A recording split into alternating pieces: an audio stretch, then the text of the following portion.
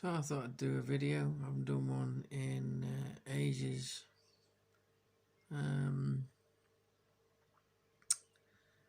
Basically because lockdown's boring and nothing really goes on.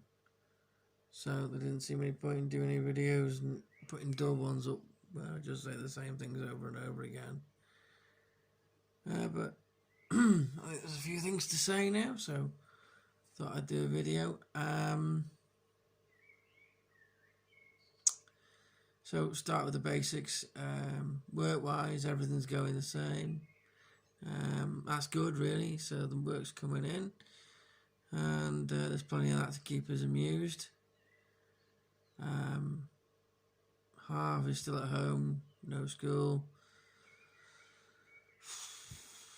and they're not taking him back for the nursery around here, so we will have her until she starts reception in September.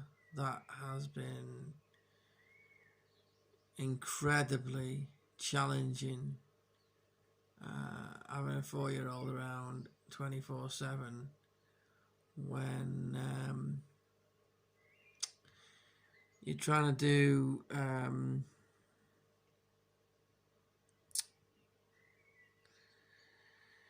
your work and stuff. So that's been incredibly hard work, really, and really challenging, and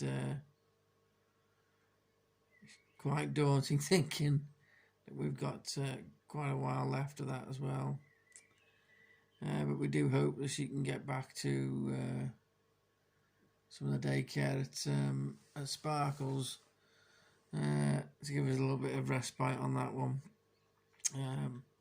at the end of June there, just for a couple of weeks, a couple of hours a day, a few hours a week maybe. So that'll be good. As regards to football, well, it's back now in some sort of form.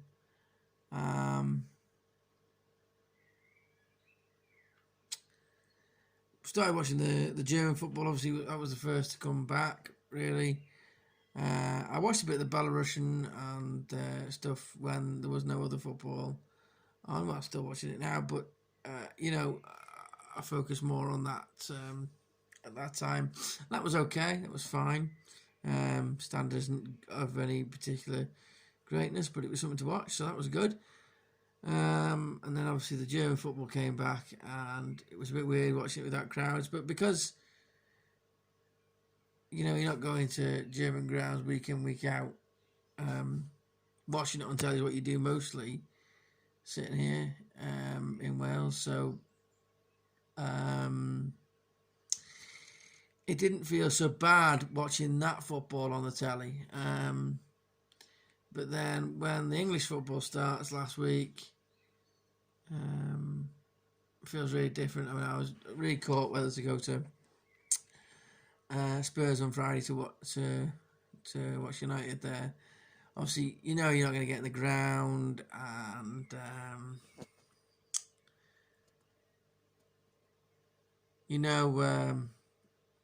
there's nowhere to go, no pubs to go, and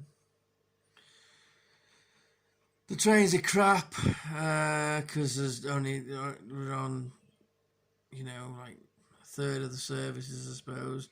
So like, you could probably get back as far as Birmingham. Fair play to Jess, she said she'd pick me up from there. So I did and about whether to go to Spurs, sit outside the ground, watch it on my phone or something stupid like that. Sounds pathetic, really, if you think about it. But my thinking is that football without fans is nothing, and do I go and make a point and make the effort to go? But then I was really tired right up until close to the time, really. But I think what swings it for you is that you're going to spend so much time off work, and for nothing really, and no one would give a crap whether you went or not. The authorities didn't give a shite. So you think it doesn't seem worth it. And on top of that, okay, yeah, I could make the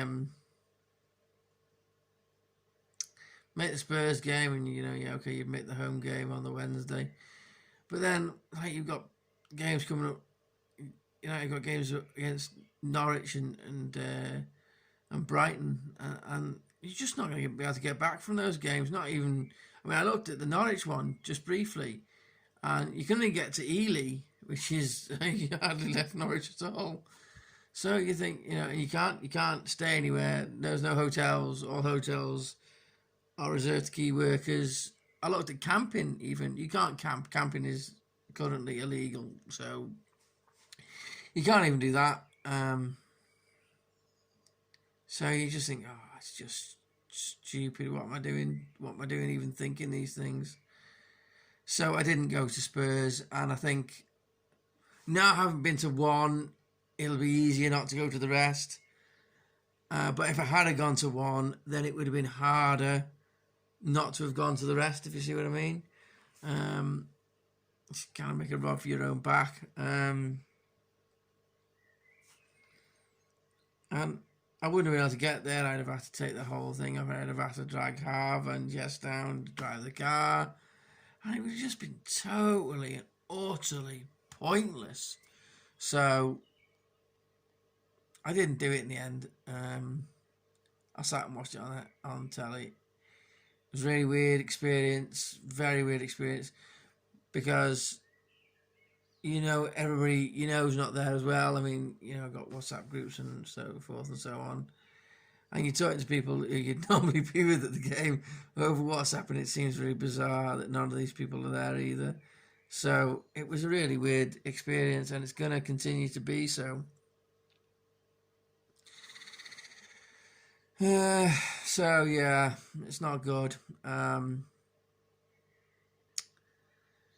you can see, apart from that, it's been really hard to do any fitness really. As you can see, I'm still a fat twat, so that's not good. No swimming anymore, so that's kind of all been put on the back burner, I think. Really, because 24/7, you're either working or you're being dad. There's no breakdown time. There's no breakdown time at all. I mean, I'm sitting here making this video now, and this is the 5th time I've tried to make this video. It's now 4:30 in the morning. I was asleep, and Jess has just gone out to do some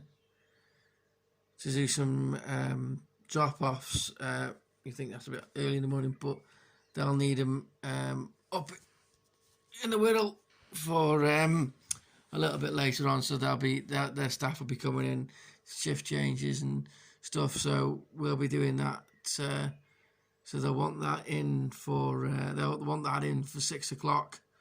So she'll be out doing that, and then she wants to go up and see her dad for Father's Day, which is fair enough. So we're getting that done now, so she can get that done. So this is really like eating into my sleep time, really.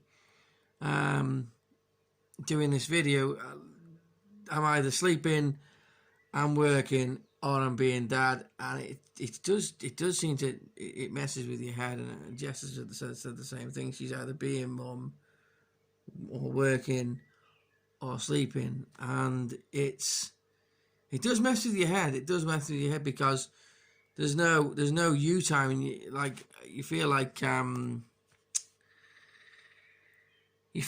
you've lost yourself. You know, there's nothing left of you. So I think we're both struggling with that, and Harv is struggling horrendously with just being trapped in the house and not really understanding the situation. Although she does comprehend it a little bit, which is to her credit. To be fair, for her age, I think that's really really clever of her and mature of her to understand it in any way that she does, but. Not enough to I think it's more that, not that she doesn't understand it for what it is, it's she doesn't see any end to it. And though we can't really see any end to it, you can see the progression of it deteriorating, the COVID-19, whereas she doesn't see that. It's either here or it's not here for her. She, and we say to her, oh, well, it'll be better in so many months. That's not really making any difference to her, because she has no comprehension of time, really. She can't tell the time. She doesn't know what day of the week it is, month, or whatever. That makes it hard, because that makes it just feel like forever for her. So I think that's hard for her. Excuse me. So yeah. So she is struggling with that. I mean, she's a really she's a very sociable person, and she's a get up and go person, and she can't do any of those things. So she's really frustrated with that, and I feel the same. I'm the same type of person, really sociable, and I really find just not being able to leave anywhere and go anywhere is an absolute nightmare. I feel totally trapped. So it really has been hard.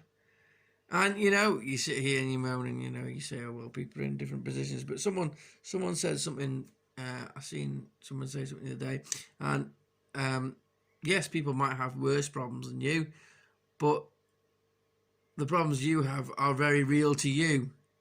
And it's very true, really. You do feel guilty sometimes, Mo, and you think, oh, some people have had this a lot worse. They've lost their jobs, they've lost people to the virus, and yeah, all that is a lot worse. But that's not the situation you're in, and the situation you're in is how it is for you. And I wouldn't say, no, we're not the worst off. And yes, we are coping, just about. But yeah, I think it's good to try and put it out there how you are dealing with it, and we are dealing with it. But it gets harder all the time. The duration is very testing, and I will say that I think it's been some of the most testing times, really, on mental health for everybody. And I'm very aware of how that's affecting me, and how that's affecting Harv, and how that's affecting Jess. And I'm really trying to boss that situation for all three of us, really trying to keep us all talking, and trying to sort of help with all that, really, because it's something I think it's very important at a time like this, is the mental health. And I don't think that really during all this, I think that it has been neglected by the authorities, is the massive impact this is having on people's health, mental health. And I don't think they've done as much for it as they could have done. But anyway, that's another story. But yeah, I just thought I'd give you an update on how I felt about the football, and it's been difficult, and it will continue to be difficult. I mean, what is nice is that there's lots of football to watch on the telly, which is great. I mean, I've enjoyed that they've put on some other leagues as well. I mean, we've now got Turkish, the Polish is back. There used to be a channel that used to do Polish football years and years ago, and they just went bust or whatever, and they just stopped. But that's back, and I think that's quite good, the Polish football. So I was really chuffed that was back on. The Turkish league, I've always said that should be on. The bits I have seen have been great, and watch it now, I think the quality is excellent, and I hope that is here to stay, and I hope the Polish football is here to stay as well. They've put the Danish league on and the Norwegian league on. I've been really impressed with the Danish league. I have been to a Danish league game before, and I was quite impressed with the standard. And I must admit, I'm really, really I've been really enjoying that as well. So I hope those two stay as well. I hope all these extra games stay as well. That would be great. So I have enjoyed the extensive football. It's definitely got me through the work, to be honest. I mean, today, for instance, Saturday, I've never seen so much football on in one day ever. I don't think I've watched an horrendous amount of football. So that's been really nice, really. Just keep you going, really. It was interesting to see the first UK game at 3:00. It has its good points and its bad points. I mean, bad points are it's going to attract more people to stay at home and watch football if it continues. I don't think you're going to get that genie back in the bottle. I can't see how they're going to get that back in the bottle, because I bet you that was the viewing figures for that game, that the Brighton Arsenal game was massive, I reckon. Because that is the traditional time to sit and watch the football, and people are going to be able to watch that now. So I don't think they're going to get that genie back in the bottle. I think they're going to see that as wow. Let's keep that, because that really is a key factor, and it might affect smaller teams because people can just sit at home and watch the Premier League. And that might affect smaller, lower leagues and non-league and what have you, attendances. Equally, there is a positive to it, and those fans who do watch Premier League sides, they might see more games at 3:00 on a Saturday, which is much better for them and their travel plans, and that would be a positive, definitely. So pros and cons to it, really. And because I watch Wrexham and I watch United, I can see the both good and bad about it, really. Though for me, if United played 3:00 on a Saturday, because they were on telly, it would be no good for me, because I couldn't go, because Wrexham would probably be playing at the same time. So yeah, it might change. It might map the change that teams have to try and swap things around even more in the lower leagues, really, just so they're avoiding that that time. You don't know what this will bring. It's still a mix. You don't know what clubs are going to survive all this. You don't know what changes all these different kickoff times and higher exposure on TV is going to do, and lack of crowds, and you don't know how it's going to fix things. A lot of people are going to be without a lot of money when it goes back, jobless, and we're going to be in a painful recession, and people aren't going to be able to afford to go to football, and so there's going to be a lot of different factors, and I think it's a case of sit back and suck it and see. It's like with these Euros next year and going abroad and watching football abroad. I mean, I've seen people booking trips, booking hotels, and I'm sitting here thinking, what's the point? You just don't know. We just don't know where we're at the minute. You can't get out the UK for love nor money. I mean, God, I'd be straight out. I mean, what's the point in going somewhere and having to spend 2 weeks in quarantine, and then 2 weeks in quarantine when you get back here? You know, who can afford to have that much time off work? It's ridiculous. So, I mean, it might be fair enough for the conditions of the virus. I'm not saying it's ridiculous on that point, but it would be a ridiculous thing to do just to go to one football match. So until you can gauge the time that you're going to know that that's going to be passed, then it's just not worth booking anything. It really isn't. You just sit there and think, I can't be bothered just even looking at it. I'm not even thinking about anything. I'm just getting through every day, to be honest, at the minute. You're thinking, well, until there's a firm plan put in front of me, then I'm not going to even think about anything. I'm just thinking about getting up tomorrow morning, getting my work done, trying to keep half happy, and go to bed that night. And that's that's where it's at really at the minute. And you know, there's not a lot else I'm really thinking about really. So yeah, it's it just doesn't seem any point in really going any further with it, which makes you feel down really, because there's no sort of light at the end of the tunnel. The only sort of light you're looking at is looking at, you know, the death toll going down, which is good, and the infection rate going down, which is good, and that's good on, you know, lives are being saved and so forth and so on, and it's not as many people dying, which is good, and it also means that, you know, the end is getting closer, and we'll go back to normal quicker, and you know, that's the only sort of light at the end of the tunnel you can see at the minute.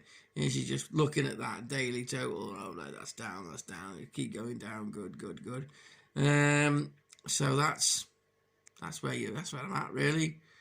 I think that's probably where most people are at. Just trying to get through that day that you're in really. And sometimes it's long and hard. Well, every one of them's long and hard, to be quite frank with you. But you know, some worse than others. But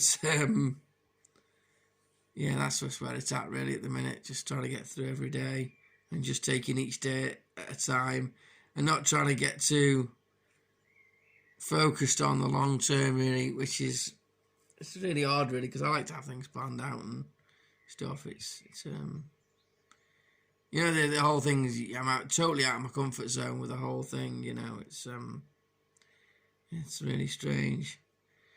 But you know, you got to be grateful for what you've got, and you know, it's been really nice to think that, you know, me and Jess have got, you know, we've done really well together. Our relationship has held up really well. You know, I'm not saying we haven't had any disagreements or we haven't had any arguments. We have had loads, but I don't think that really makes a jot of difference really, because we've stuck together quite well through all this, you know, which is really nice to know. It's really good to have that feeling. So that's nice, really. And that, I think that will be definitely a positive that comes out of this. That, you know, something that's been really hard, and spending that much of intense time with somebody, and you know, still being okay with them. That's really good. That's really positive, really. I think it's if we didn't know how strong that relationship was, we certainly do now. So that's really good, and that's a real positive, and that's what you've got to look for in this, is where the positives are. And just get through every day, and I hope everybody that watches these videos is okay. And that you know, you're all doing okay, and you're all keeping strong, because it isn't easy. I mean, try to contact friends and keep in touch with people just a little bit, you know, texting and, you know, phone call here and there. And when they relaxed it, say you could meet people in the park or whatever. I met a couple of my best mates just for like an hour, just to chat, you know, last week and the week before, you know, one at a time, usually one person at a time. So that was nice. Just had an hour there, and that was probably the only time in the last 14 weeks that I've felt like me, just being able to have that little bit of a break and a chat about football, because you can't sit here and chat about football to Jess or whatever, and you know, it's not, well, she's got no interest, like I've got no interest in music. And, you know, she tells me things and I tell her things just for the sake of telling people something. And we both look at each other blankly like, I couldn't give a shit what you're saying about that music or what you're saying about that football. So, you know, and we both know it as well. So it's just like sounding things off a wall, really. So it was nice to see some friends. And I think I feel a bit sorry for Jess, because she obviously hasn't been able to do that, because she hasn't been able to get anywhere to do anything.